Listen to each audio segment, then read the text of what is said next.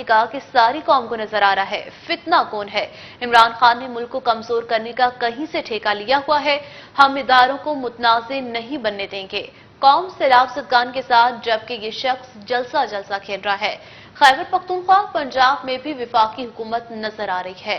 Peoples party रहनुमा आसिफ अली जरदारी ने साबिक वज़ीर आज़म इमरान खान के बयान पर तनकीद करते हुए कहा कि सारी कौम को नजर आ रहा है, फितना कौन है। आज सबको इंसान और रहवान का पता चल गया है। इस शख्स ने मुल्क को कमजोर करने का ठेका लिया हुआ है, जो हमारे जीते जी नहीं हो सकता।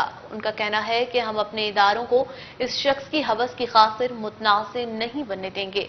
हमारे हर सिपाही से लेकर जनरल तक हर बहादुर और मुहिब्बे वतन है। इन्होंने कहा कि पूरी कौम इस वक्त सैलाब सदगान के साथ खड़ी है। सैलाब मुतासरीन की मदद की कोशिश की जा रही है और ये शख्स जलसा जलसा खेल रहा है। उनका मजीद कहना था कि खैबर पख्तूनख्वा और पंजाब में भी सिर्फ विफाकी हुकूमत नजर आ रही है। खैबर पख्तूनख्वा और पंजाब हुकूमतें सिर्फ जलसों की तैयारियों में मसरूफ हैं।